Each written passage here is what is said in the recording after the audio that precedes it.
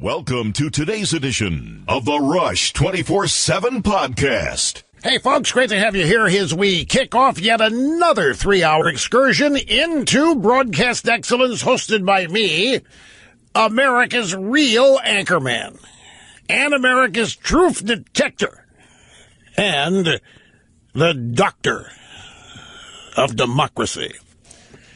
So happy to have you here. Telephone number is 800-282-2882. And the email address, lrushbo@eibnet.us. Did you see where Hillary Clinton was asked at one of her book signings how she would dress for Halloween? Did you see this?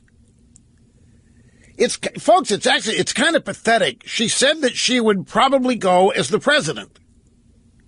What does that mean? She going to wear a Trump mask? She can't get over this. I told you yesterday, and by the way, I have audio soundbite evidence of this in audio soundbite number 1 coming up, although it's not going to be the first soundbite, Mike, so don't think I'm changing the order on you here.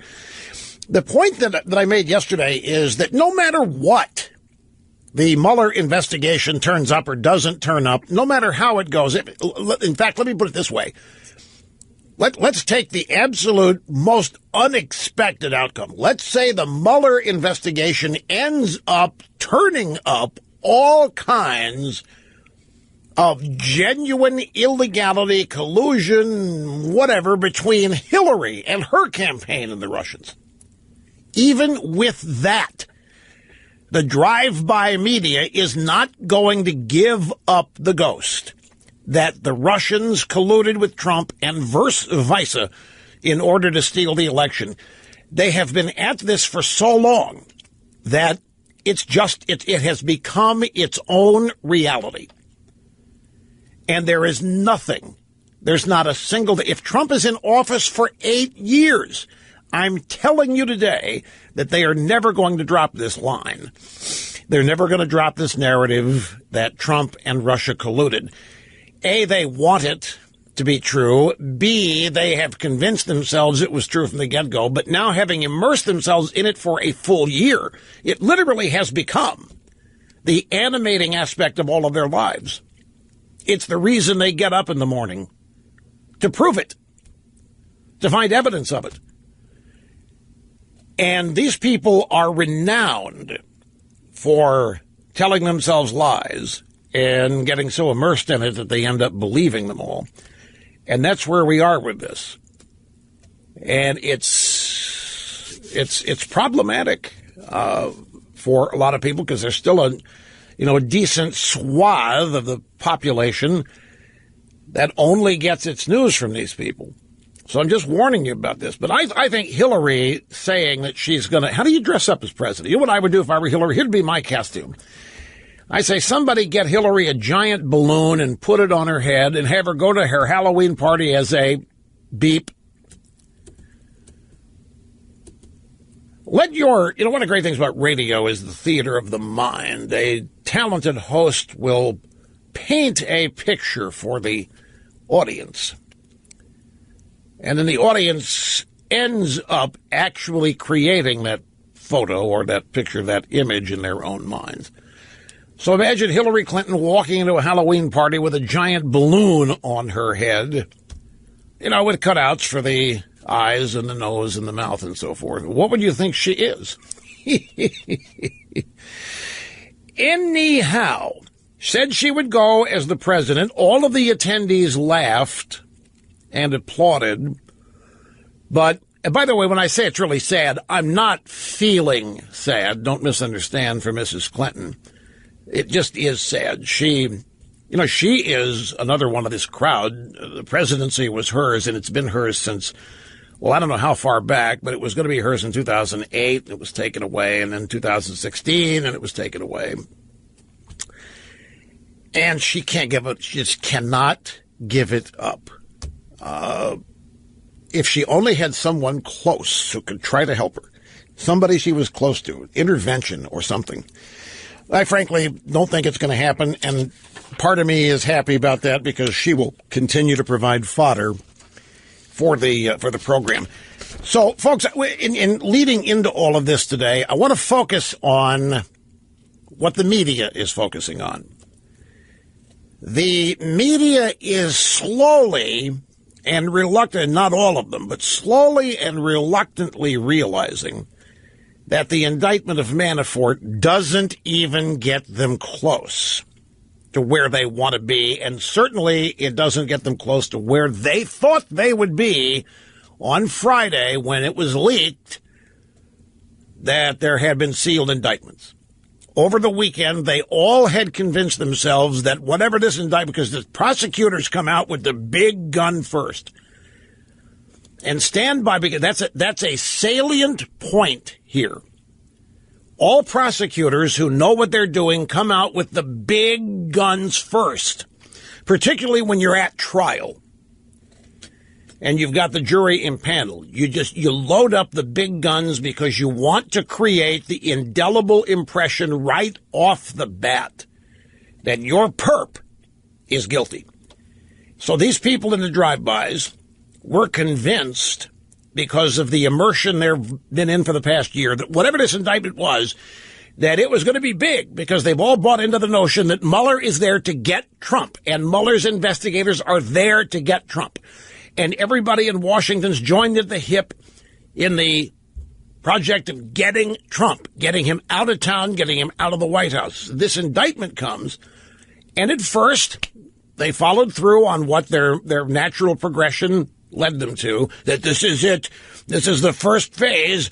Manafort, Trump campaign, this is it. We're on the way. And then they ended up having expert guests on all of their shows tell them, wait a minute, the White House is right. There's nothing in this indictment has anything to do with Manafort at all during his time with Trump on the campaign. There's nothing here. This is about Manafort and his business practice. And in fact, this indictment has more of a danger potential for another Democrat, Tony Podesta, than it does for Trump.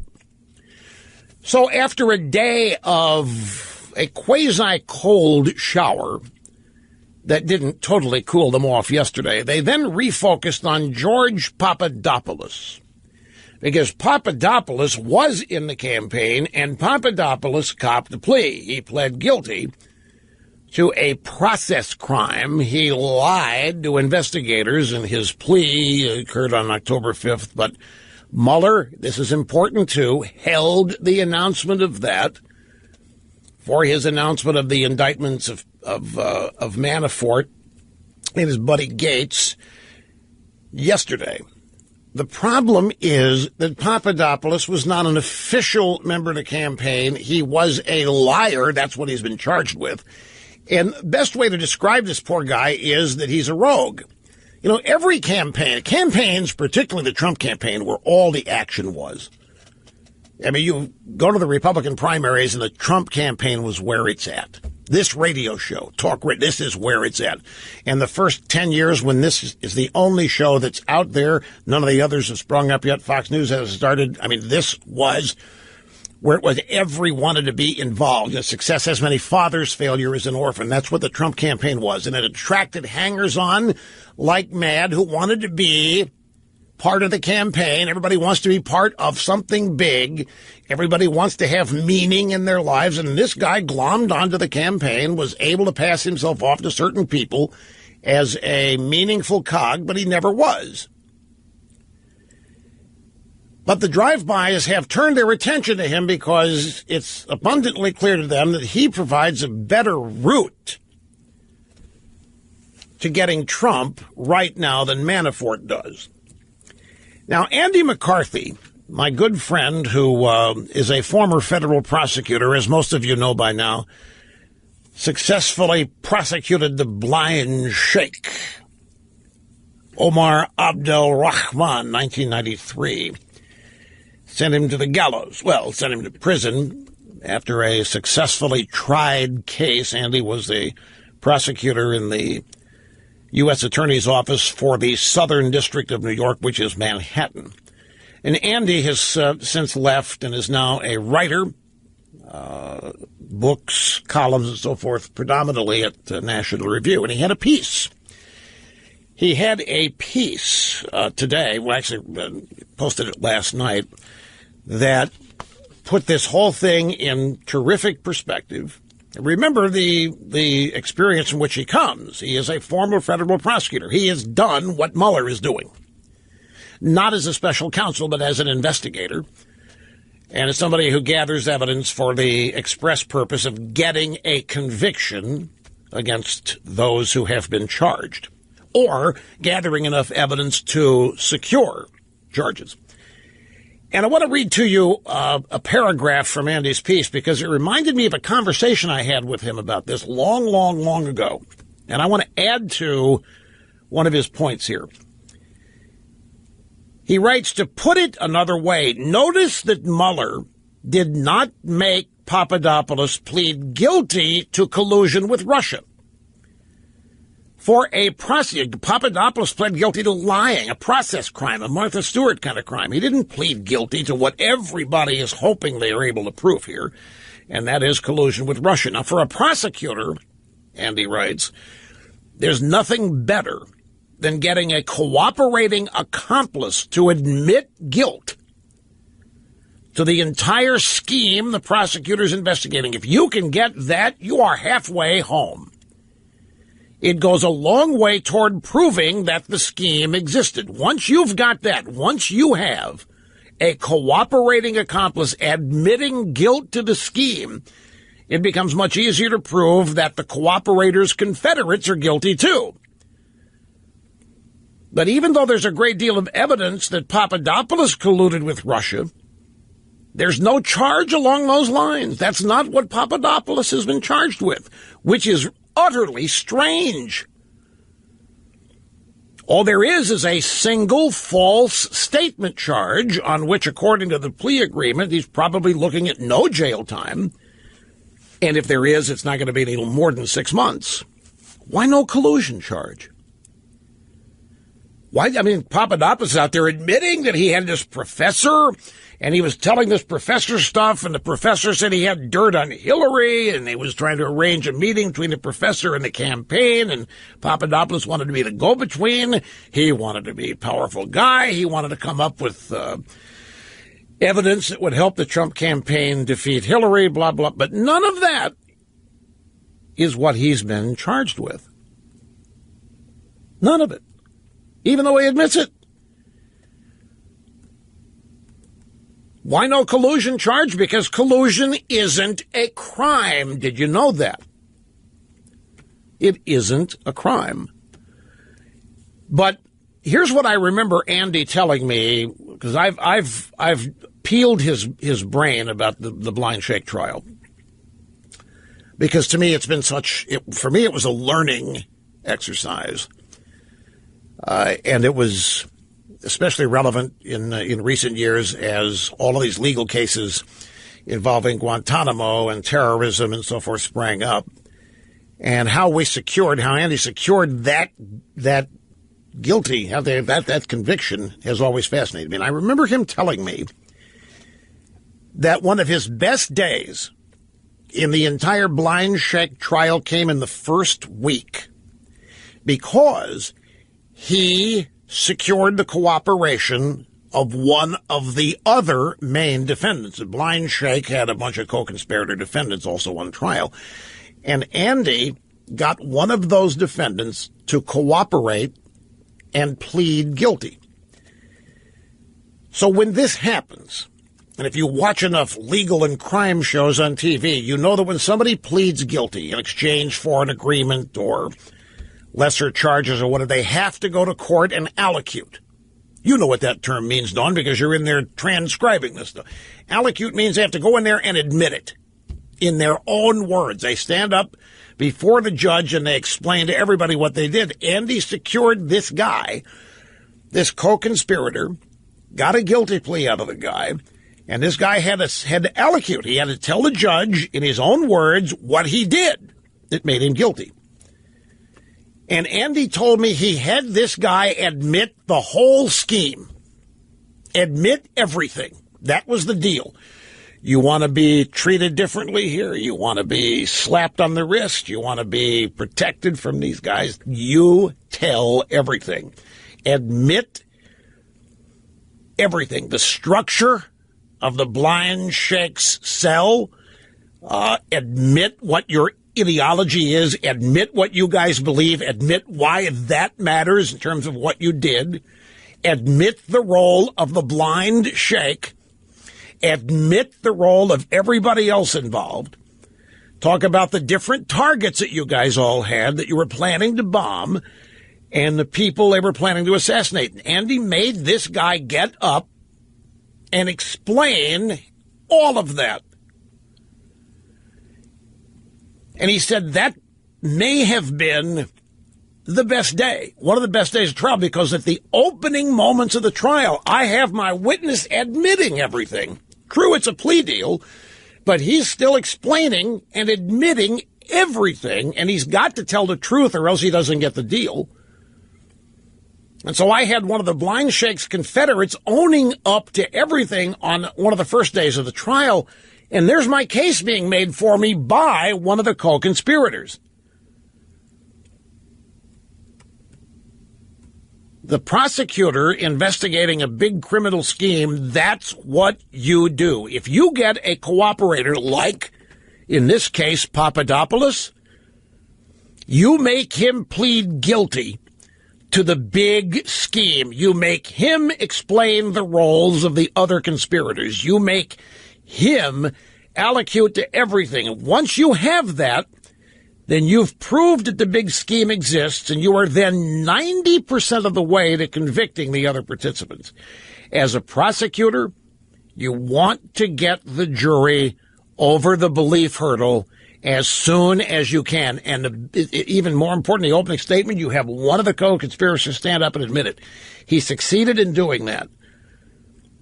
Because once one of the co-conspirators comes up there and says, okay, there was a scheme, there was a plan, and I was in on it, and if the jury believes that, well, and they have to, why else would he admit this guilt? Plea deal. The point is, this is not what Mueller did with Papadopoulos. Why?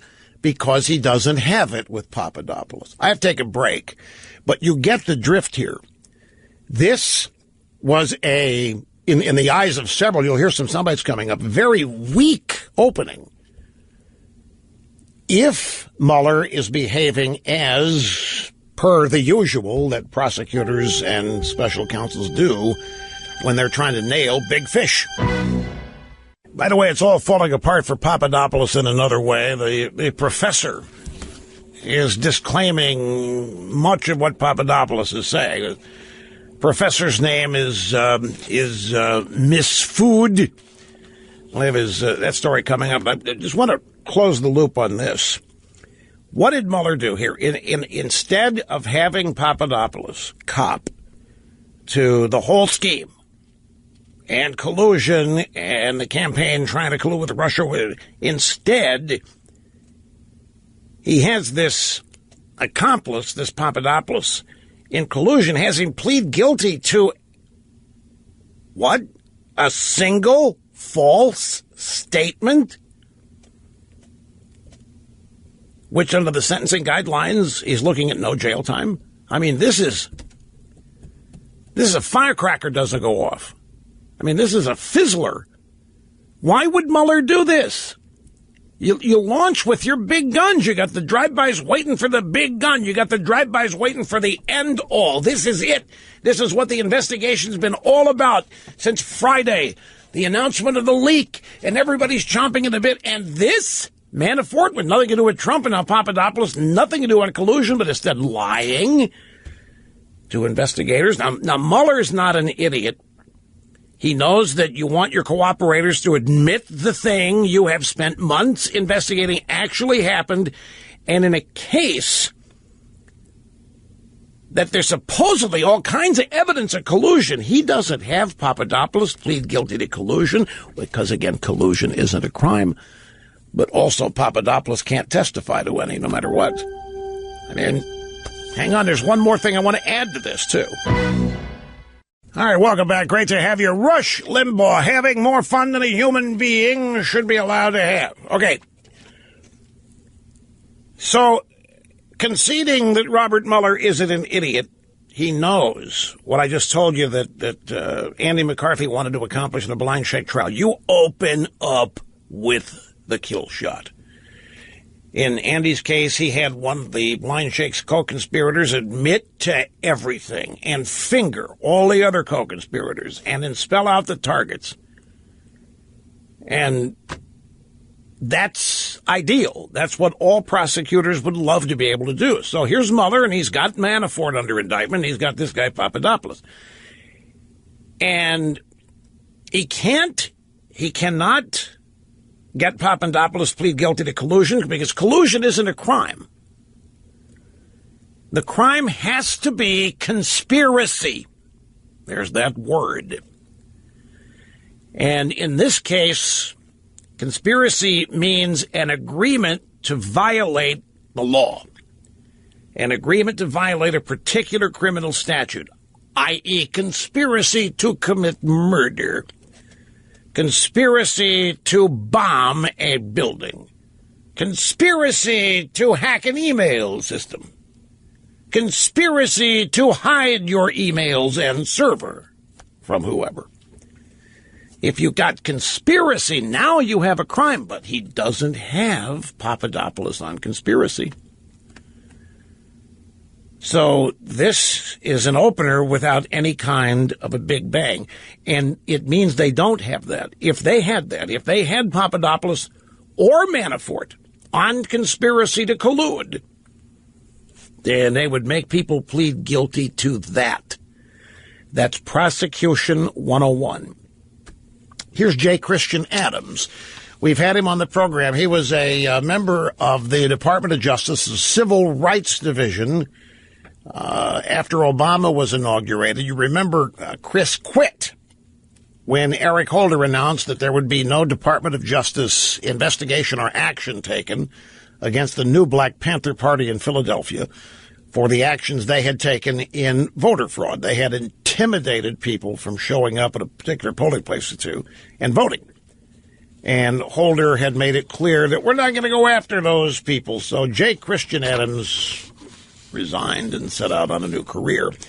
He was on Fox last night, and he was asked what he makes of the charges, what he makes of the Mueller indictments from yesterday, and here's what he said. It's striking how these are charges from things that happened a long time ago, have nothing to do with Russia. All through the indictment, you have these unnecessary allusions to Russia that have nothing to do with laundering Ukrainian money. It all has to do with keeping the Russia story alive by dribbling these little hints that there's something more nefarious than rank money laundering going on. And so I think that's a problem with the team that Mueller has assembled. There's been plenty of reporting about who these lawyers are, and it's really time to examine whether or not this investigation is going anywhere, because this is a terribly weak debut. Exactly right. Buttressing the point that I remember Andy McCarthy making to me in a conversation with Blind Shade Trail. This is weak. It's a weak opener. And his point about the lawyers that Mueller's hired, look, they're no different than the drive-bys in the sense that they're committed leftists. They are Hillary and or Obama campaign donors, fundraisers, big-time muckety-mucks. And I'm sure they all believe that Trump did this. They all believe. They can't believe they lost the election. They can't believe it was straight up. It had to happen with cheating. And the charge has been ridiculous from the get-go, but they've made it so often they live in it now. It's taken on a life of its own. And if these lawyers investigating this stuff are unable to be objective about this, then Mueller's team might have a problem.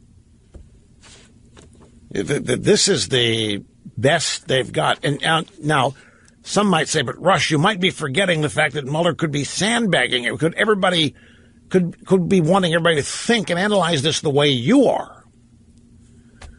Well, I'll hold that out as a possibility, since so much of what happens today happens for media consumption.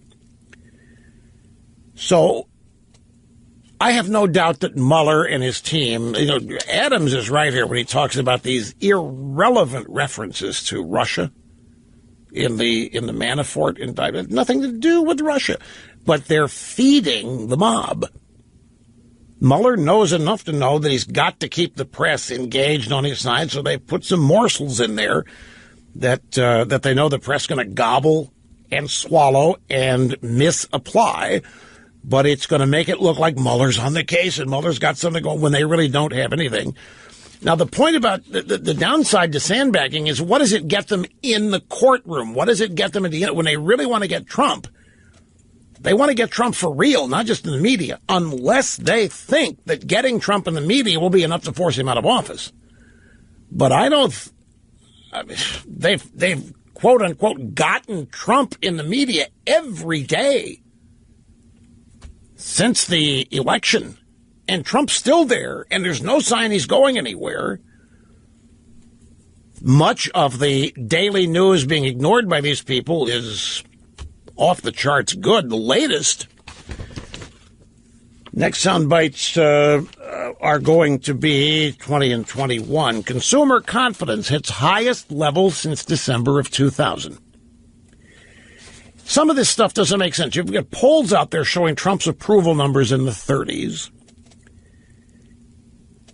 And a number of other polls that show the American people very worried about Trump and collusion with Russia and so forth. Then you get this. Then you get, real world polling data, real world story news that shows people are happy and they're upbeat and they're content and they're optimistic. And it doesn't go well with all these other polls that show people are ticked off, fed up, angry, disillusioned, whatever, with Trump. Consumers are more optimistic in October than economists polled by Reuters expected. Now, that doesn't tell us much because the economists that Reuters would poll are predestined to presume bad news simply because Trump's in office. And also, nobody could do better than Obama. Obama was the beginning and the end of everybody good. Obama was the end all. He was it. There's nobody could ever be better. Nobody could ever be smarter. Nobody could ever be more relevant. Nobody could ever be more whatever. And yet, all of this real world news is off the charts compared to what it was during Obama. Real economic growth, real consumer confidence. The CNBC story, consumers were even more optimistic in October than economists polled by Reuters expected. Consumer confidence rose to 125.9 in October. Forget that. What do we compare it against? The point is that the current index increased to its highest level in almost 17 years. I also have a fascinating story here. There are two more post-mortem stories from liberal Democrat journalists who are studying the corpse and still frustrated, trying to explain to them and everybody else why Hillary lost and vice versa, why Trump won. Now, many of these focus on Russia, but these two that I have today don't mention Russia and they don't mention Trump. They are pretty hard-hitting, and they're pretty straightforward. It's interesting. I know it fascinates me how these people think, because there's nobody out there better than I am at telling you what the left is going to do before they do it. I understand these people, and it's because I endlessly study stuff like this. It's fascinating to me to listen to them try to find out why they lost. And there's been so much time go by now that these two entries today are the closest that I think they've gotten to the truth. And there's a third story accompanying these two from a writer who thinks the real answer to why Trump won all of those Democrat votes in Pennsylvania and Ohio and Wisconsin is due to the fact that there was one issue that only Donald Trump talked about. Only one issue. That's the wrong way to put it. That there was a big issue that only Donald Trump saw that resonated with people who used to vote Democrat. And it's a fascinating piece. And I'll give you a hint. I want to take you back to the campaign, to any Trump rally, to any Trump public appearance. Ask yourself a question, or answer one for me. Every time you heard Trump start weighing in on China and the Chi-Coms and what a bunch of cheaters they were and how they were outsmarting our stupid government officials, China this and China this and currency manipulation and all the other things Trump was accusing China of, how many of you said, what the hell does China have to do with anything? China, I don't know what China from Smina. What, how many of you reacted that way? I will admit that there are times I did. I said, what the hell, China? Well, this story explains why China may be the dominant reason, among many others, that Trump won in particular states with certain voters. Now, we have Trump today talking about the economy. This is all about the upcoming Republican tax bill, which they're going to announce tomorrow.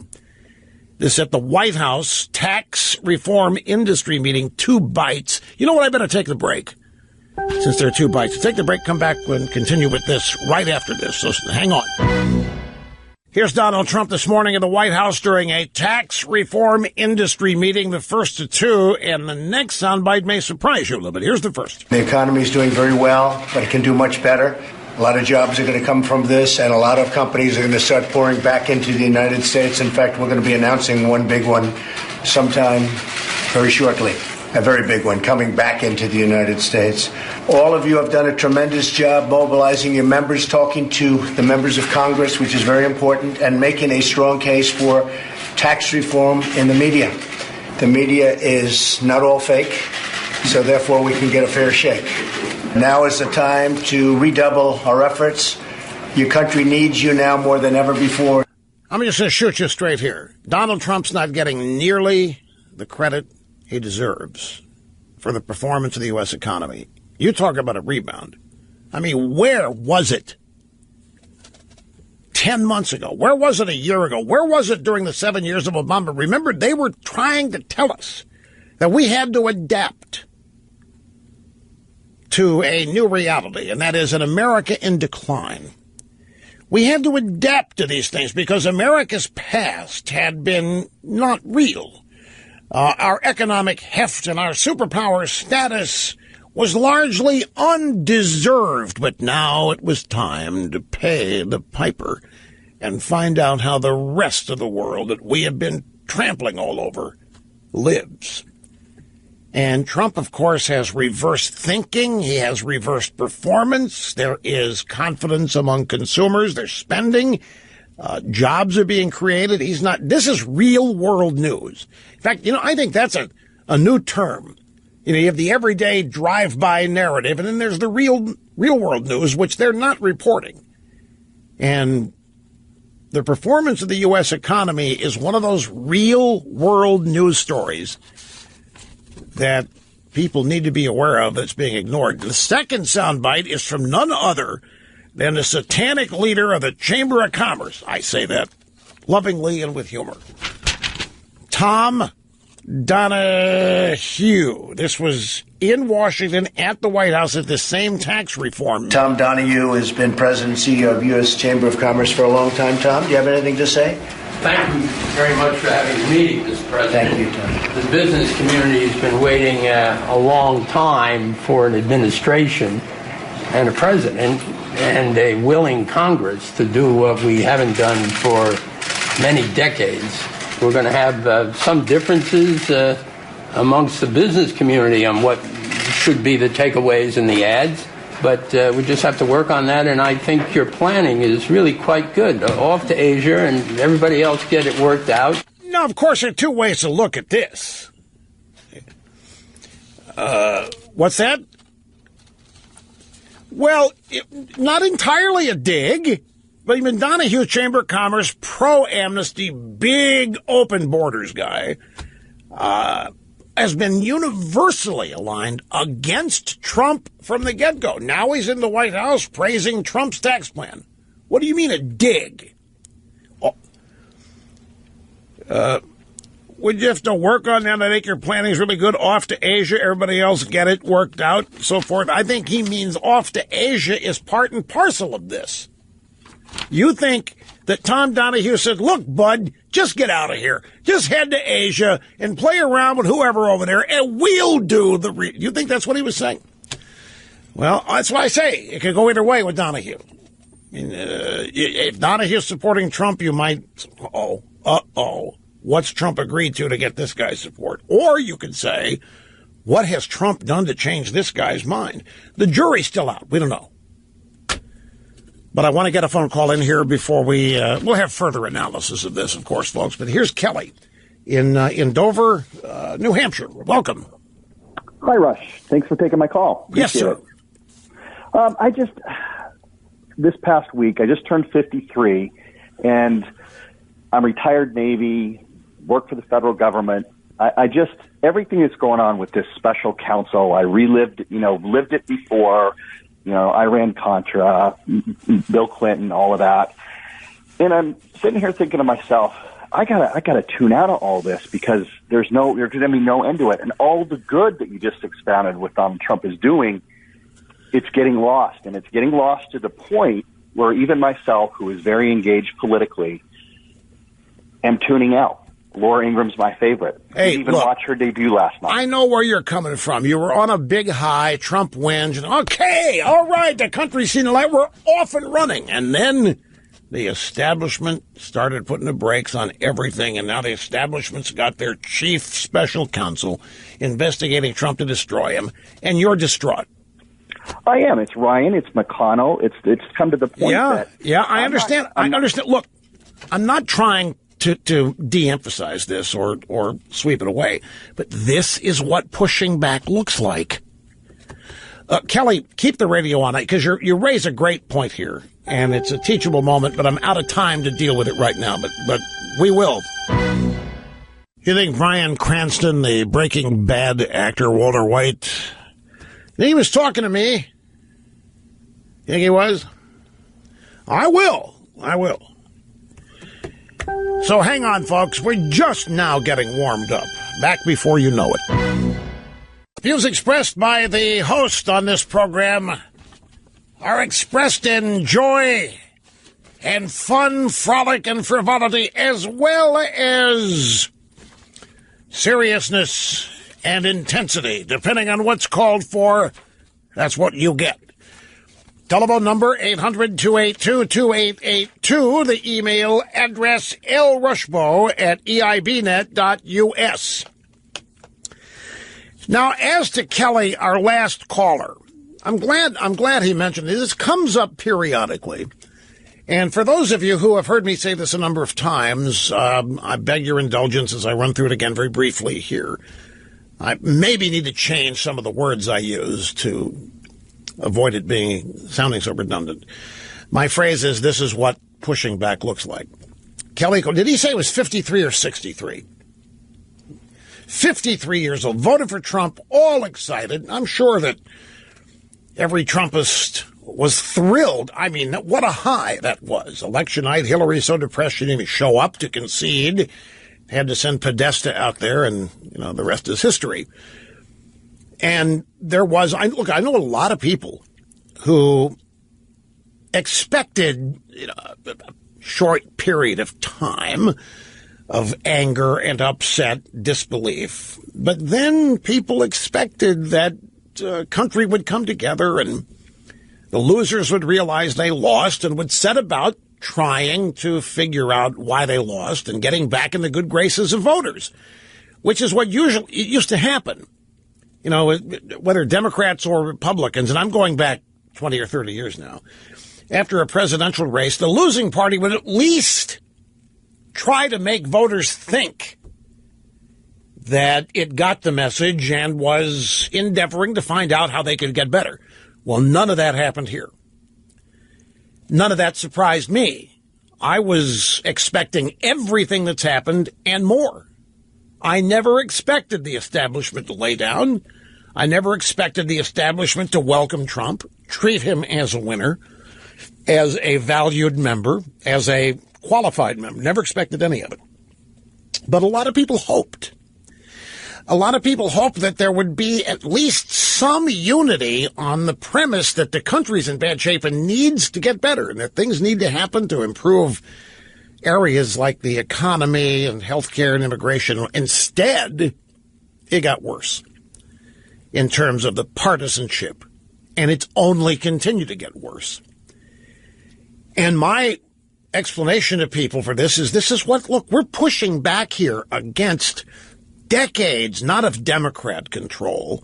We're pushing back against decades of establishmentarian dominance and ownership of the power structures of this country, however you want to define them. Corporate America linked to the federal government, linked to the Federal Reserve, and then the State Department doing what it does around the world in this push for globalization, the diminishing of the United States to just another nation in the world. And these people have been working on this mission for, well, since World War II, and in some cases before that. McCain kind of gave up the ghost during that speech of his where he couldn't believe that we're squandering 75 years of leadership of the world after arranging it the way we wanted it to be after we won World War II.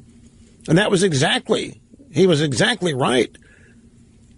We set up the world as we wanted it to be. Set up NATO, set up the good guys and the bad guys. And no need to recount all that history, but that's what everybody that voted for Trump is pushing back against. Make America great simply means, hey, can we restore this country to where it's always been and what it was intended to be by virtue of its founding? The simple, stated values and principles in our founding. What was ever wrong with those? Can't we just go back to it?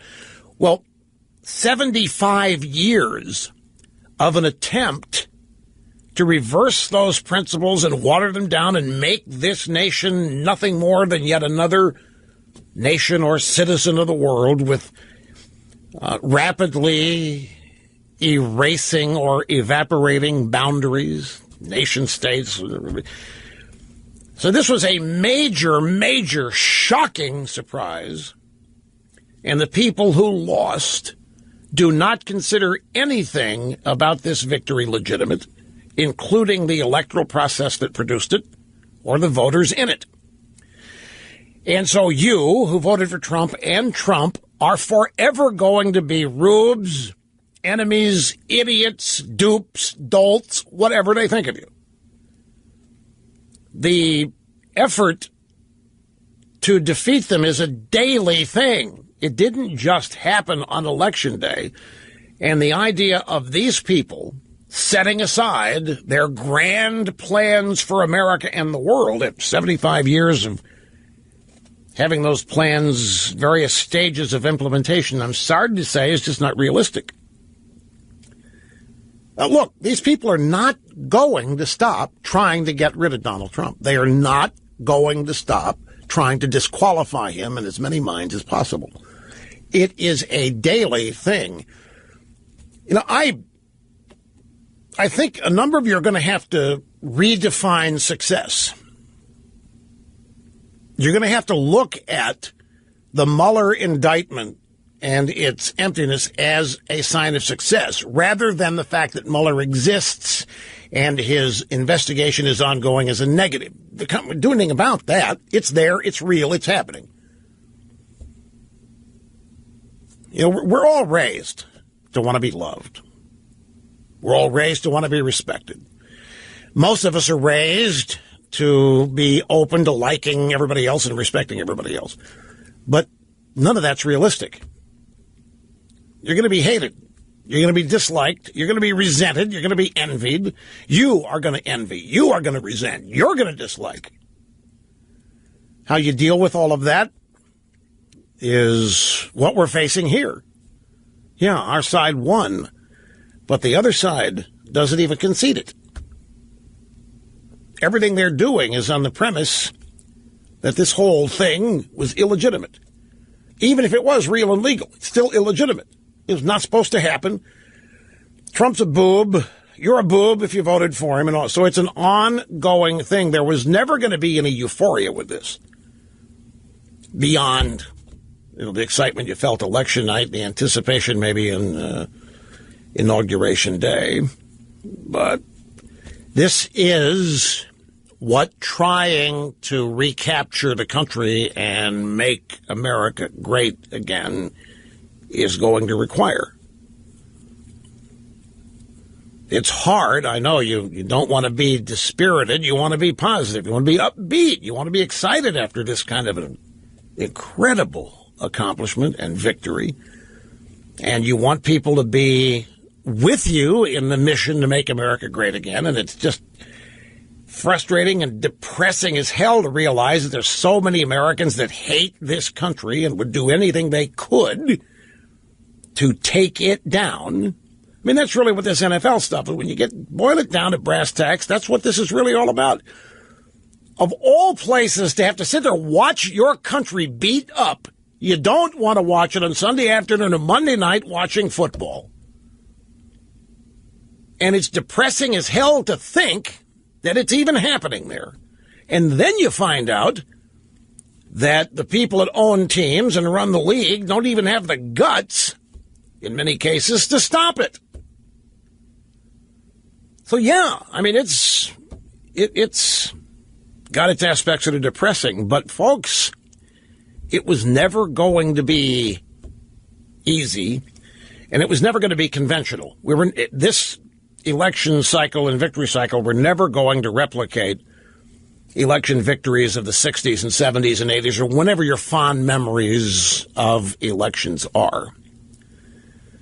As I say, there were times in the past where the losing party would at least fake it and make it look like they cared where they went wrong and would at least try to recapture the voters that they had lost.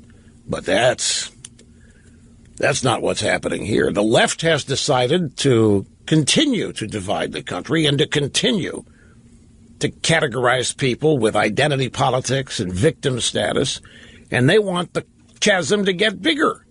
They want the anger to be more intense, and they want more people expressing it. Because to them, showing their resistance is how they get rid of all of this that they hate and don't like. This is why I've always said crossing the aisle, reaching across the aisle, showing we can work with Democrats, showing we can cooperate, work together to show that Washington works. That's not what this is about. This is about beating those people every day. That's what it's going to take. Not just elections, but beating them every day. They want to take Trump out. They lose tomorrow in their effort. They lose the next day. They lose the next day. They lose tonight. But even when they lose, they're not going to give you the pleasure, satisfaction of knowing they lost. They're going to restructure and replan to make it look like their onslaught's continuing and that it's successful. Their experience is that they can beat you down. Their experience is that they can dispirit you and depress you so much that you'll just say the heck with it and stop caring or paying attention. That's their objective. And you realize that many of the people on this mission to get rid of Trump are also Republicans. So it's a double whammy of disappointment and disillusion. It's a game of expectations. You have to manage your expectations, have them tempered in reality. It simply is incorrect to expect the country was going to unify after this election. It's a great hope, but it was terribly inaccurate expectation. And the reason expectations matter is they're real. You expect something to happen, you live it that way. You hope it, you look for signs. And if your expectations are way off the mark, you're setting yourself up to be disappointed, as every expectation is not met.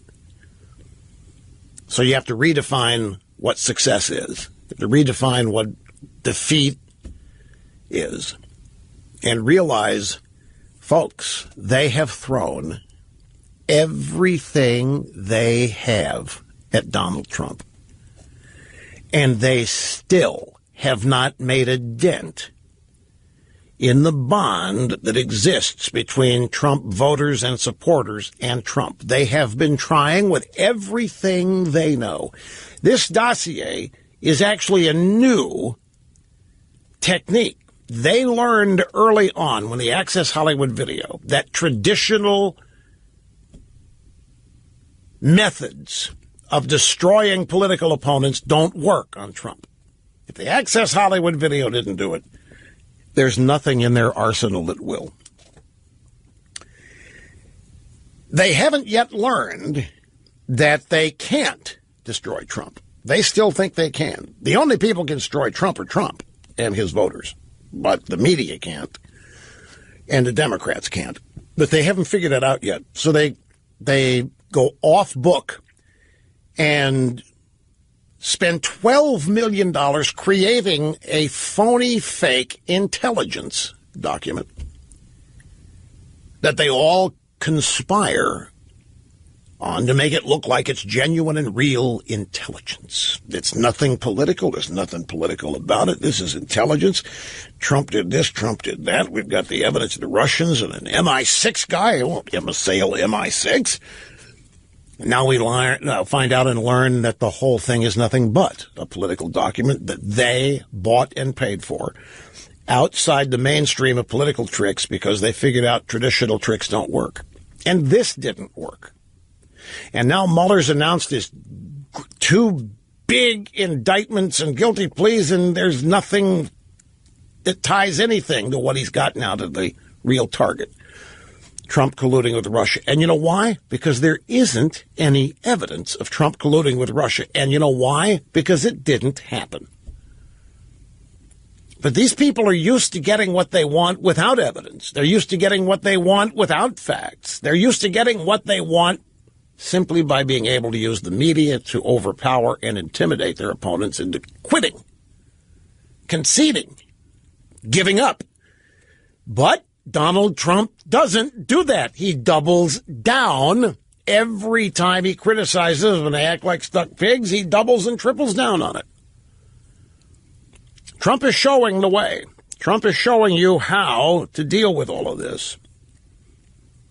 They want you to believe Trump is alone and detached and wandering the halls of the White House late at night in his underwear, talking to the portraits of past presidents seeking guidance. Yet every time you see Trump, he's upbeat, positive, doesn't seem to be unhinged or deranged, doesn't seem to be unattached, doesn't seem to be lost or anything. It flies against every mainstream media report about Trump's psychological or physical condition. So, it's an ongoing day-to-day thing. What Kelly calls here, no, he was depressed, he was disillusioned. This actually, to me, has been a couple of really good days. The NFL, the players are losing. You seen the ESPN news? ESPN's losing 15,000 subscribers a day.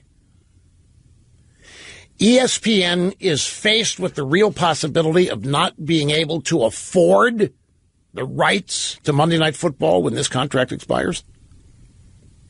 ESPN may have to give up the NFL. They can't afford it if this desertion by subscribers can 15,000 a day. Multiply every one of those by $20 that ESPN is not getting. It's all of that money they use to purchase the rights to broadcast the NBA, Major League Baseball, the National Football League. They used to not have the NFL rights. Before that, all they had scoreboard shows and pregame shows and so forth. They never had the rights to any live content. You got the story in the stack here. I don't know how imminent it is, but and you look at Hollywood's imploding. The Kevin Spacey news, Harvey Weinstein. I mean, it is dire. Now we're learning that it may involve Leonardo DiCaprio. Hell, it involves everybody. What is it about the left and mistreatment of women? What is it about the left and racism? You look at every place they run, every town, every institution they run, it's a cesspool. If you know how to look at it, if you know how to look for it, and if you can look past the daily soap opera or narrative the media hits you with, you'll realize that we're making more progress in defeating them and reestablishing the concepts and principles of America that we've made in the last 20 years. But you're never going to have the satisfaction of having the media be on your side, and therefore the media is never going to reflect any of this. Just the exact opposite will be their mission. Have to take a break. Back after this. Okay, back to the phones. This is Tommy in Chesterfield, Virginia. Hi, Tommy. How you doing? Great. Thanks for taking my call. Anytime. So yesterday you had talked about the black truck ad in regards to Ed Gillespie, and I listened to you, and I kind of giggled, and I thought, well, that's kind of silly. And then I watched the ad. I wasn't excited about the election in Virginia at all, to be honest. I'm very tired of establishment-type Republicans, but this made me so mad. I have every intention of volunteering on Election Day to help Ed Gillespie. I'm tired of being, I'm not sure what the words are, but it just makes me angry. You know what? I totally get it. Gillespie is a Republican establishment guy. I mean, he's not a Trumpist. He comes from the George W. Bush political operation. And I can understand in this era not being excited about either of these two candidates because they're both establishment. I get that totally. Then this ad runs. You hear me talking about it, and you go look at it, and it just offends every sensibility you have because it's being run against Republicans, whether they're establishment or not, and that's who you are. Right. So hang on a minute, Tommy. I got to take a break. I thought I had 1 minute more than I do when I took your call. So don't hang up. Okay, we're back now to Tommy in Chesterfield, Virginia. How did you interpret that ad? And I know you heard me describe it, but when you watched it after hearing me describe it, what was your reaction? Did I overplay it, underplay it? How did you react to it? I guess I would say you underplayed it a little bit. Interesting. Okay. I just, when I watched it, I was so stunned that they even let that go out. I've worked in politics before and campaigns, and I just feel like that was a mistake. I can't imagine anyone not in the Republican base not being energized by that and just insulted. What did you think the ad was trying to do? Oh, it's just a fear-mongering ad. Yeah, okay, let me get specific. What was that truck?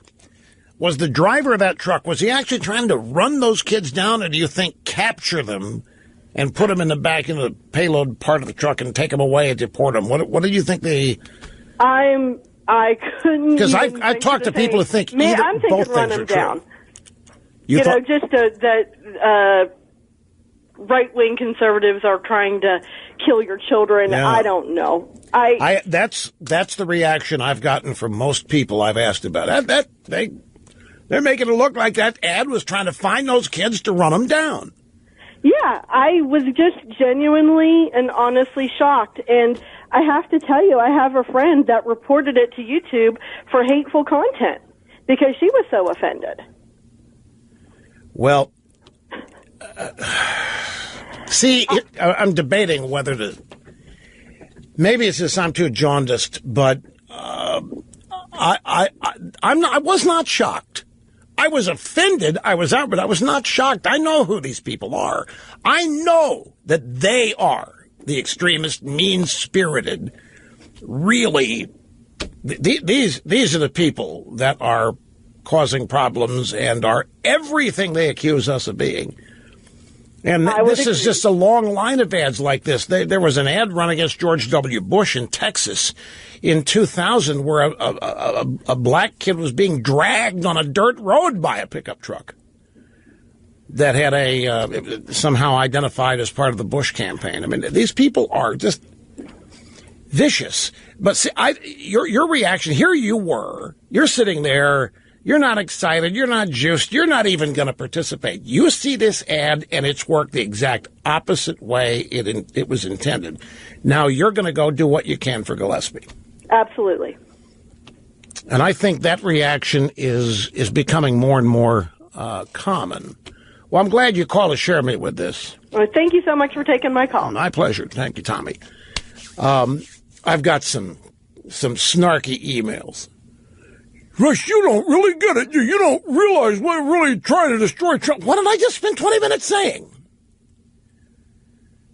Pat Buchanan has a really synthesized, boil it all down to its simplest elements of the two-pronged effort to get rid of Trump. And his point is Fusion GPS and the Trump dossier, before the Democrats hired him, the Republicans hired him. The Washington Free Beacon, Bill Kristol and his son-in-law, and whoever, Paul Singer, they were trying to get rid of Trump during the Republican primaries. And both parties hired Fusion GPS to do it. Now, when Trump won the primaries, Fusion GPS and the deal with the Washington Free Beacon ended. Mission over, mission failed. But the Democrats, Hillary and the DNC, picked it back up and came up with a new way with the dossier. I'm not under any illusion here at all of how serious this is. I'm trying to keep everybody focused and in a productive frame of mind about it. Anyway, I got an email from a friend. I love your app. I love your app. I can find you and I can listen anywhere. And there's a picture, obviously at the beach. Got a picture here on the beach. It is a great app. Ditto cam, audio, video, wherever you happen to be. You can see it at rushlimbaugh.com, and it's available at the App Store. It's El Freebo. But, of course, there is a subscription side to rushlimbaugh.com, but you don't have to. There's a free side as well. By the way, the story on Papadopoulos, not only is what he pled guilty to relatively nothing in terms of getting Trump. I mean, he pleads guilty to a process crime. They don't even have this guy on conspiracy to collude. It's getting even worse now. Mysterious professor in Papadopoulos docs says he did not discuss Clinton emails with Papadopoulos. Now, it's a he said, and we don't know which is which, except Papadopoulos did admit lying to the FBI, so there's that. But it looks more and more like this guy was almost a groupie. You know, Rogue, he wanted to be where the action was. He wanted to get in on the Trump campaign, and he wanted to climb that ladder, and he wanted to matter, and he wanted to be a key cog, a key ingredient. And he told people he was, when he wasn't. The New York Daily News has the story, the mysterious unnamed professor at the center of the charges against a former Trump advisor. This guy was a never, ever did he advise Donald Trump on anything. This is how they do it. Papadopoulos never advised Trump on anything, and yet former President Trump advisor says he has a clear conscience. George Papadopoulos, foreign policy advisor to the Trump campaign, pled guilty after lying about his connections with Russian officials looking to set up a meeting with the then candidate, according to documents unveiled on Monday. Papadopoulos admitted that he lied when he told investigators he did not meet with the professor after joining the campaign, and said that the academic, professor, for those of you in Rio Linda, had claimed that Russian officials had dirt and thousands of emails from Hillary Clinton. Now, the professor's name is Joseph Mifsud. He's a former Maltese official. That means, for those of you in Rio Linda, he's from Malta. He directs the London Academy of Diplomacy at the University of Stirling. He was identified in media reports after details in the documents pointed to his attendance at a conference in Russia last year. He told the Daily Telegraph that he is the professor in the documents, but said that the acquaintance in Moscow with government connections, when he introduced Papadopoulos, was only to an academic. Mifsud told the paper he did not know anything about Russian dirt on Clinton, said that he was upset by the incredible claims. He diminished a claim that he introduced Papadopoulos to a relative of Vladimir Putin, which the advisor also admitted was untrue. So the point of the Papadopoulos story is falling apart. And there never was anything to it because the indictment or the guilty plea is about lying to the prosecutors. Nothing about conspiracy to collude with the Russians. And this little news blurb from last night from ABC News, let me read this to you very, very, very quick. Just in, U.S. Special Operations Forces conducted raid in Libya that captured a planner of the 2012 Benghazi attack, officials tell ABC. Now, wait a minute. Does anybody... I know when you hear things go by, it's tougher to have things registered than if you're reading, but let me read this again and see if there's anything that jumps out at you. ABC News Bulletin, this was yesterday afternoon about 4:30. Just in, U.S. Special Operations Forces conducted raid in Libya that captured a planner of the 2012 Benghazi attack, officials tell ABC. Does this mean that U.S. Special Operations Forces conducted a raid on Libya that captured the guy who planned the video that Obama and Hillary said caused the protest at the consulate? Remember, Obama and Hillary said there was a horrible video and that we couldn't do anything to the guy because of our laws. But we found this poor guy, Nabula, whatever his name, we put him in jail. And Hillary and Obama tried to live off this lie that a video had caused this. And yet here's ABC admitting that they conducted a raid, Special Operations Forces conducted a raid. They found the guy that planned the Benghazi attack. Well, this kind of just blows the entire video caused the riot or the protest to smithereens, does it not? And I want to read one other thing to you. When was this? I guess it's last night, maybe this morning. It's page 6 at the New York Post. And the headline, Bryan Cranston. He played Walter White, Heisenberg, in the TV series Breaking Bad. The headline, Bryan Cranston. F you to anybody who wants Trump to fail. So, whoa. Because that's who Bryan Cranston originally was. He hated Trump. He didn't like Trump. He was part of the Hollywood Brigade trying to destroy Trump. So I proceeded to read the story, and I came across this. President Trump is not the person who I wanted to be in that office, and I've been very open about that. This is an interview with a Hollywood reporter, by the way. That being said, Trump is the president, Cranston said. If he fails, the country is in jeopardy.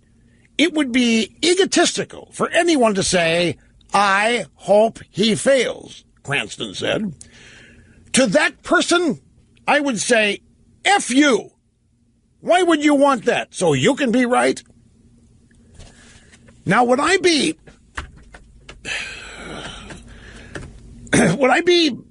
being egotistical or off base to assume that he might be thinking of me here? Because I don't know anybody else who said this. And I don't know who. The one thing I have learned, the left hasn't gotten over that. Just like they haven't gotten over. Well, there's one other thing that shocks me. They haven't gotten over. I'll think of it. But I hope he fails. I own those 4 words. But am I wrong? Am I maybe just speaking generically here? I have no idea. Here is Rick in Epping, New Hampshire. Great to have you, Rick. How are you? I'm great, Rosh. Good to talk to you. Thank you very much, sir. Great to have you with us. Hey, look, on 8/8/88, I get up and played golf and shot an 88, but it wasn't the most important thing I did that day, even though it was a good round for me. It was listening to the most dangerous man in the USA on the radio, Rush Limbaugh. I thank you. I appreciate that. It was great. I haven't said that in a while. Most dangerous. I got to add that back into the repertoire. Thank you. I loved it. But listen, Rush, here's my thing. I'll try to be quick. I don't understand how you could raise $2.4 billion on a campaign funding and blow it and have nobody know your name, Perkins Coie. I never heard their name anywhere on television, network news, cable news. You weren't supposed to. You weren't. They were the cutout. They were the people that were effectively, because a law firm creating privacy with attorney-client privilege. That was by design. The biggest failure financially I think I've ever heard of, and until a few days ago, last week, I never heard anybody else speak their name. I've known their name for years. Well, wait a minute. They want it that way. The right people know how to reach them. You don't. You're not the right people. Hillary Clinton and her pals are. They've got it wired. Rush Limbaugh, the most dangerous man in America. Yeah, I got to add that back to the repertoire. Our last caller's point was going to be the whole bunch of Perkins Coie people over in Israel trying to sabotage the election of Netanyahu. Well, campaigning against him. That was his point. Yeah, welcome back. Great to have you, Rush Limbaugh. Having more fun than a human being should be allowed to have. Telephone number 800-282-2882 and the email address lrushbo@eibnet.us. Okay, let's see. I feel like moving off to other than I mentioned ESPN. I got some details in that. Hollywood. I mentioned this to you. Hollywood is livid with Kevin Spacey. Do you know what he did? So this actor on Star Trek Discovery, which is being streamed only on the CBS All Access app, which, by the way, I watch the show. It goes live every Sunday night. And I haven't, I'm not a Star Trekker. I haven't even seen the entirety of the original series. But because it's on the CBS app and I'm playing around with this stuff, I watched it and I kind of get into it. So I know who this actor is. I never heard of this actor. His name is Anthony Rapp. And he plays a science officer on the new Star Trek series. Anyway, this is the guy who claims Kevin Spacey hit on him when he was a kid on the set of some show. This actor's now 46, and this happened when he was a teenager or something. I think 46. It was a long time ago. And Spacey came out and said, well, I don't remember it. But if it happened, I sincerely apologize. It must have been a drunken occasion or what have you. And then within minutes, he announced that he was living life as a gay man. And, the Human Rights Campaign and the GLAAD people and all the gay rights groups had a fit because they thought Spacey was trying to excuse his molestation of the kid by saying he was gay. And one of the things the gay groups are constantly battling is the idea that gay male homosexuality is a lot of pedophilia. This is an image they have been fighting for many moons. And Spacey came along and tried to gain. So he admits that he might have molested the kid and says, hey, I'm gay, which should give me cover. Because in the political world of militant gay politics, being gay gives you cover for a lot of things. But in this case, Spacey was trying to get cover for molesting a kid, and the gay political lobbies not having that. They are livid. Hollywood furious with Spacey for hiding under the rainbow amid pedophilia accusation. Oh, they're not going to take away his gay card. It's not a gay card. It's a rainbow flag. But they're not. I'm going to take it away. But then, Spacey's big hit is House of Cards on Netflix. So Netflix releases a statement claiming that they're outraged by this and are canceling House of Cards after this season. Well, they were always going to cancel House of Cards after this season. They just started production of the 6th and final season of House of Cards. They filmed a lot of that show in Baltimore, by the way. And they're not going to get the post-production on this till next spring. It won't air till next summer. Excuse me. But so Netflix is trying to say that they're so outraged by this that they're canceling House of Cards. But House of Cards was being canceled anyway before all of this happened. And people are saying, Netflix, if you're seriously outraged, cancel this season. Just shut it down. And Netflix they're weighing whether or not to do that. I mean, the contracts are out, the payments have been made, the production has basically been laid out, all the people have been hired. So they're probably going to go through with it, and then next summer they will announce House of Cards, and everybody's going to think back to today, and so they still have time probably to write Spacey out of some scenes that he was going to be in. Who knows? But, well, now Seth MacFarlane, I know Seth MacFarlane. In fact, let's go to the Sun, but let's go to Seth MacFarlane knows stuff. Seth MacFarlane. Now, some of you may have a problem with elements of Seth's politics. Some of you may have a problem with Seth's comedy on Family Guy. And I've been on Family Guy 2 or 3 times, and I can just tell you he's been as warm and nice and accommodating as anybody ever has. But he's forget the politics for a second. The guy is just supremely talented at song and dance, voice acting, characterizations, writing. I think one of the life-shaping moments from he was actually scheduled to be on one of the 3 9/11 flights and overslept and didn't make it. And didn't make the flight. And it obviously, to anybody that happened, it changed their perspective. But he's just a supremely talented individual. His politics, to me, are way over there. And he thinks the same thing of mine. But he's one guy. When I had that faux heart attack in Hawaii, he was the first guy that called. Well, he wrote. I don't take calls. Anyway, Seth, when he emceed the Epidemic Awards, outed Weinstein years ahead of this. And it turns out that Seth, back in 2005 on Family Guy, outed Spacey 12 years ago. Because like Weinstein, everybody knew about Spacey. Everybody knows about everybody in that business.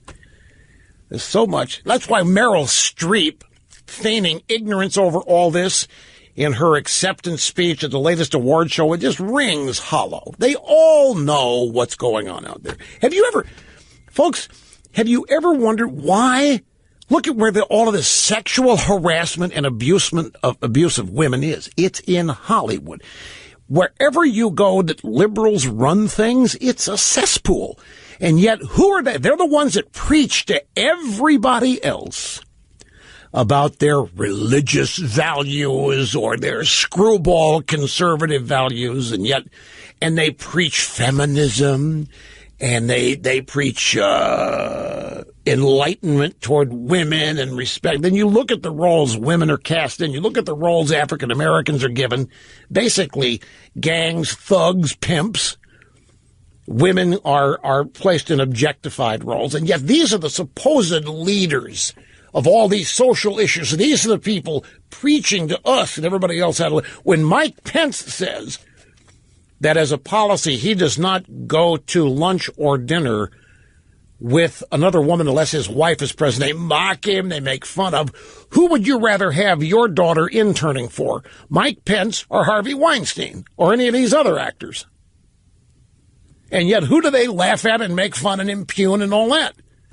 You go to any city they run, You go to any institution or industry they run, and it is a cesspool where everybody in the pool knows it. Everybody knew about Weinstein. And now this is all coming. Everybody knew about Spacey. And then people are saying everybody knew at NBC and ABC about Mark Halperin. And they knew at MSNBC, Morning Joe, where they also preach about what a stuffed shirts conservatives are. Everybody says they knew about Halperin, then they just looked the other way because the women apparently didn't say anything. Well, we get the same. Well, the women don't say anything because they're afraid to. They speak up alone, and these are powerful guys, and it's sayonara to the women. And they get blacklisted,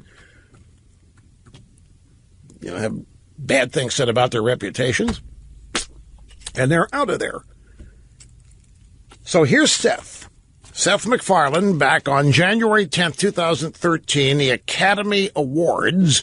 He's hosting. He's announcing the nominees for Best Supporting Actress, who were, at the time, Amy Adams, Sally Field, Anne Hathaway, Helen Hunt, Jackie Weaver. Congratulations, you 5 ladies no longer have to pretend to be attracted to Harvey Weinstein. Everybody laughed. That's 4 years ago. Seth knew it, joked about it, lived the next day. Here's Seth.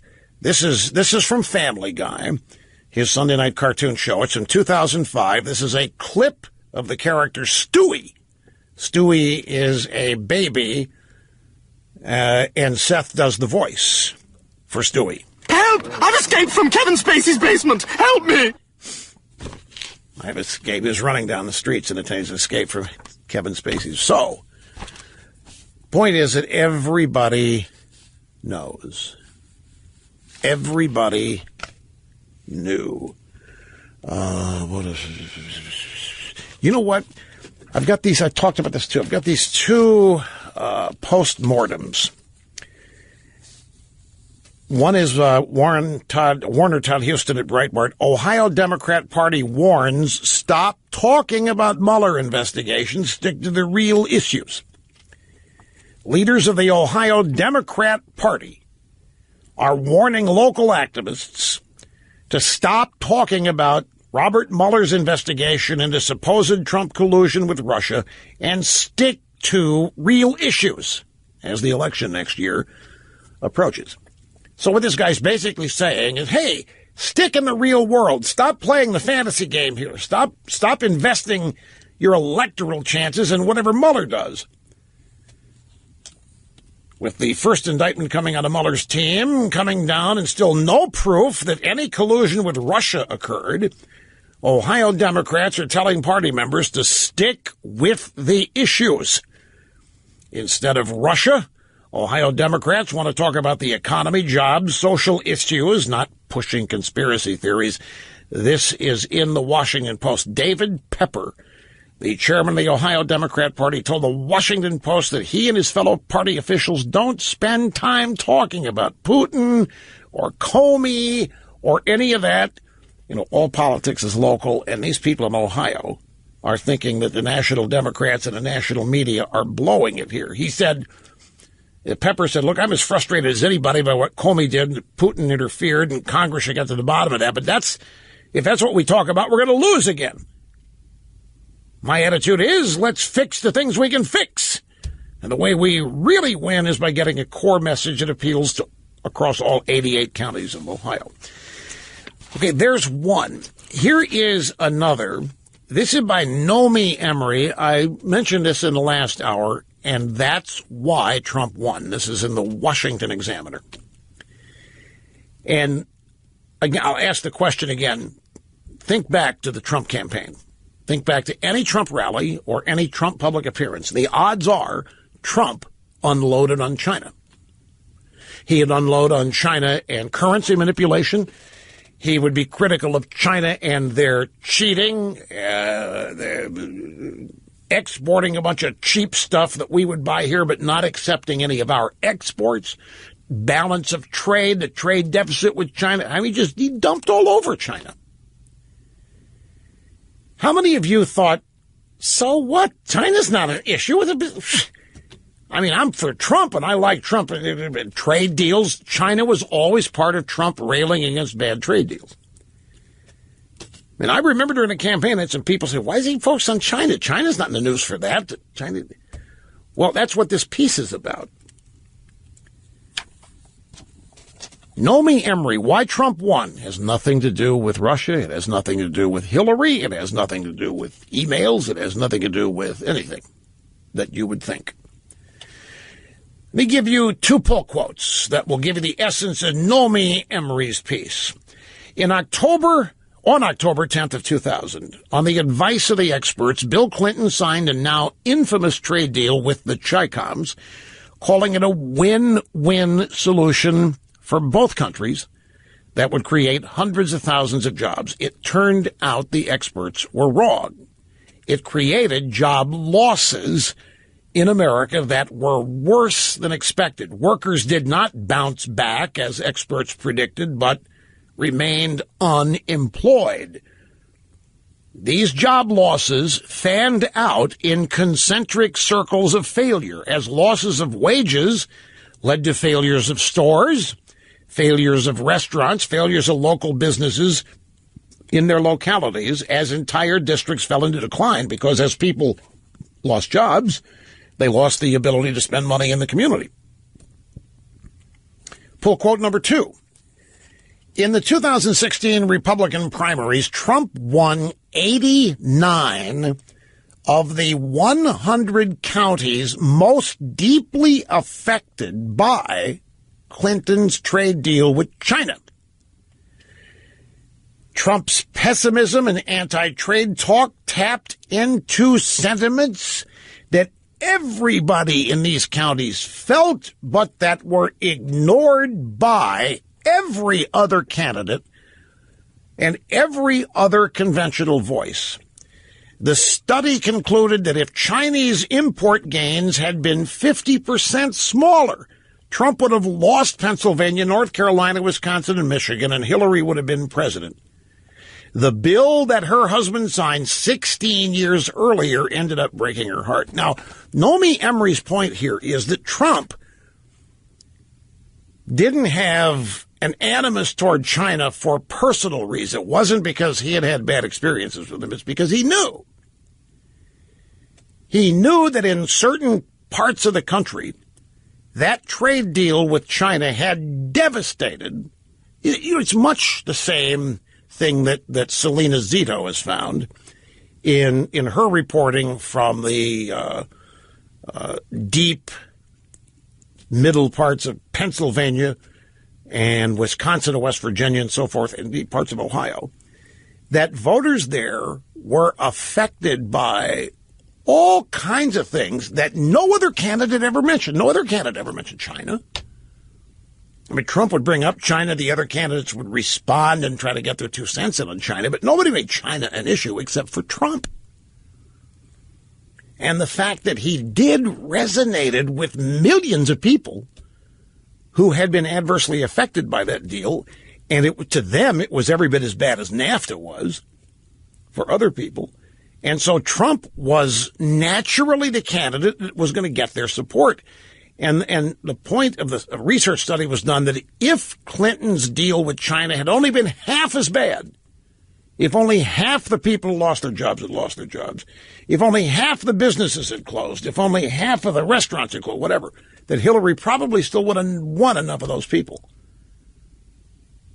And the real point of it is this supposed idiot, the supposed Doomkoff outsider, doesn't know what he's doing, was the only presidential candidate who understood that millions of Americans harbored sheer anger over a previous trade deal with China that had cost them the jobs and communities. It's a really, really salient piece, but I must take another time out, so hang on. Yes, there is. There's time here. We go back to Rick in Lexington, Kentucky. Greetings. Great to have you on the program. How are you doing? Hey, Rush. Isn't it curious that after a full year of leaks left and right designed to damage the president, that Mueller is able to contain an arrest he made back in July? That's the way to look at this. Exactly right. They've had not just the year, look at the money. The Clintons and the DNC spent $12 million total on that dossier and related issues. Look at the money that Mueller has spent just hiring his lawyers and whatever investigators they've hired. Look at the value of the free media the Democrats have been given by the media for running 24/7 destroy Trump stories. The fact that they haven't been able to get rid of Trump this is an unprecedented onslaught and attack, both in length of time, intensity, and money spent. Can they use Papadopoulos? They call him a proactive witness or whatever. Can they use him to entrap people? I think they did. I think they wired him. There's a story that he wore a wire. And even at that, and the media got all a Twitter about that when I learned that Papadopoulos wore a wire, but they got nothing out of it, apparently. Now, look, there are still, I'm told, 2 more sealed indictments. I'm looking at 5 seconds here, so I'm not even going to start trying to make a point, but hang on after the break. I'll keep listening, and I'll close the loop on that. There you go. There it is, a man, a legend, a way of life. The saga continues. Yes, sirree, Bob. Now, what I was going to say, I hate being redundant, but I mentioned this in the first hour and not since, so some people may have missed it. Normally, prosecutors open up with everything. If they've got it, they open up with everything they've got. You shape the jury pool. You tell the guys you're coming after you got them. I gave the example of Andy McCarthy, the blind sheik. He turned one of the sheik's co-conspirators, got the guy to plead guilty and allocute before the judge and jury. He explained everything. He explained who the sheik was, what their targets were, who their assassination targets were, what bridges and tunnels they were going to hit. He gave up everything. 90% of the prosecution's case was made by one of the defendants in the first week of the trial. And it is the objective of every prosecutor. You don't start small to sandbag or lull people to sleep. So if you apply that philosophy to Mueller, if he opened with the best he's got nothing. He opened with Manafort with no ties to the Trump campaign in the indictment, no ties to Russia in the Trump campaign, no ties to anything beyond 2014 or 15. The second guy, Papadopoulos, who even wore a wire, he's not even pleading guilty to collusion. Can't, because there's no crime. They didn't even get his guy on conspiracy to collude. They got this guy on a process crime, lying to investigators. So if you look at it, the standard behavior mode of prosecutors to secure a win, you open up with everything you've got.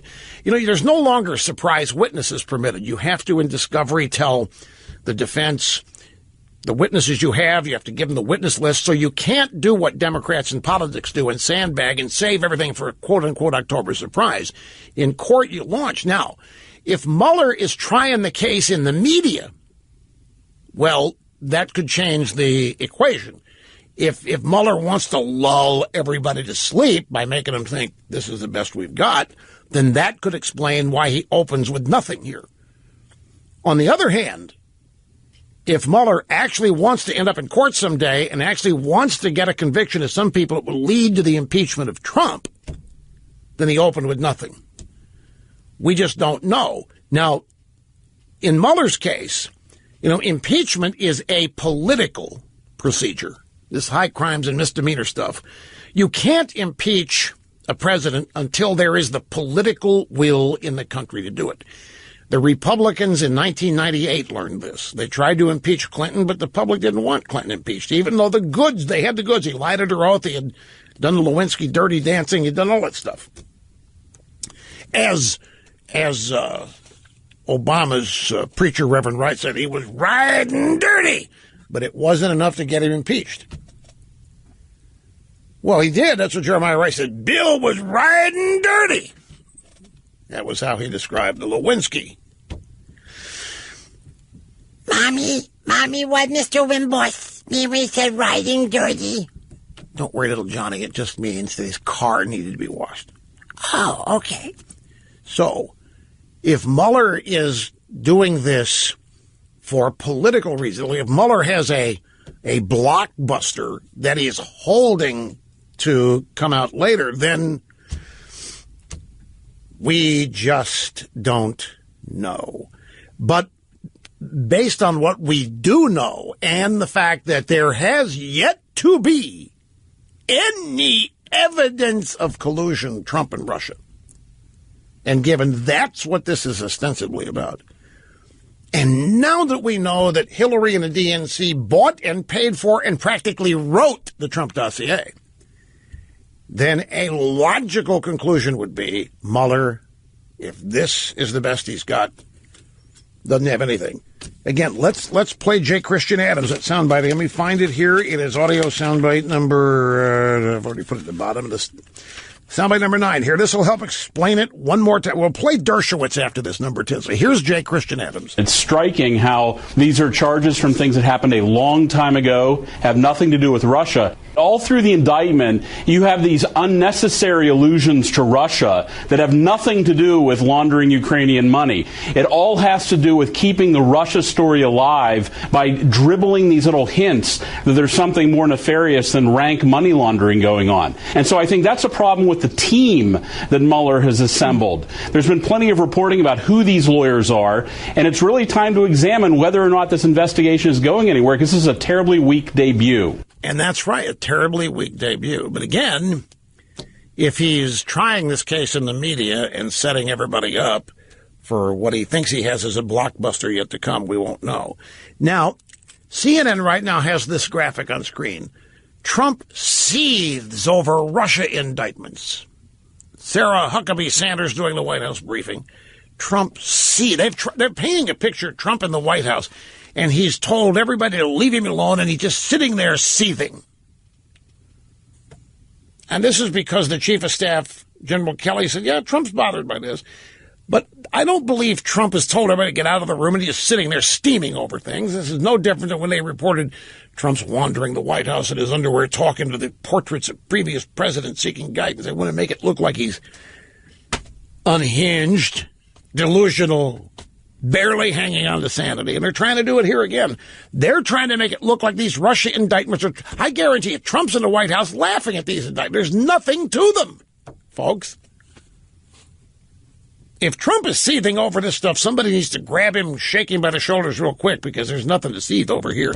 What there is to seethe over is the whole process. What there is to be livid about is this transparently phony effort made up of phony evidence and phony allegations and phony dossiers and phony this and phony that to get the guy thrown out of office. Seething over that, yeah, but not over these indictments. These indictments actually, on balance, are beneficial. They're helpful to Trump. They don't indict him. They don't implicate him in anything. Other than this, this Papadopoulos, who's this groupie hanger-on, and Manafort, who been indicted here for nothing that he did with the Trump campaign. Here's Dershowitz. This was last night on Fox. Question, you said today you think Manafort's, this is domino number 1. This is the first domino, these indictments of Manafort, domino number 1. What do you mean by that, Professor? They never would have indicted him for money laundering or tax evasion if he weren't somebody who they thought could turn on Trump. This is dominoes. You knock down the first domino, that knocks down the second domino. Ultimately, what Mueller is aiming for is the big domino in the Oval Office. I don't think they're going to get him. I don't think they have anything, because collusion, even if it were to be established, isn't a crime. You have to find something that actually violates the federal criminal statute. I don't think they're even close to that. He's right. There's no, even if Trump called Putin, no collusion. That should be a conspiracy to break a law. And they don't have that. And Trump didn't call Putin's a bad example. I shouldn't have used it. It's not happened. There's no evidence for it whatsoever. And Professor Dershowitz here is right on them. Now, here's Kelly. Grab soundbite number 13.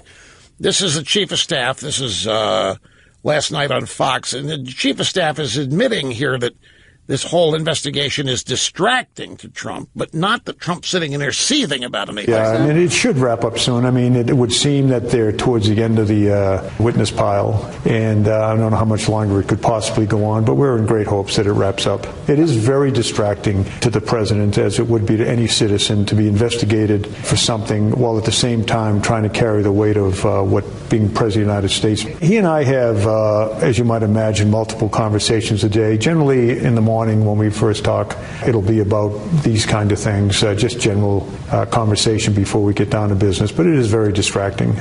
I know that's a good point, that whether there's anything to the investigation or not, it can result in hampering a presidency, which this is, that I think, another objective here of this investigation. All of this, folks, in a generic sense, is aimed at ruining Donald Trump. However they can get it done. This is the insiders of the establishment grabbing every weapon they have and loading it with all the ammo they've got and aiming it at one guy.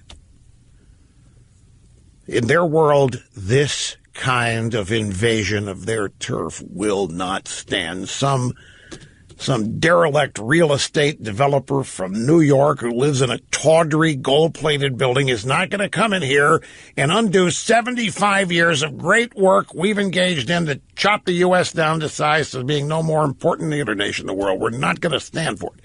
And that's what's going on.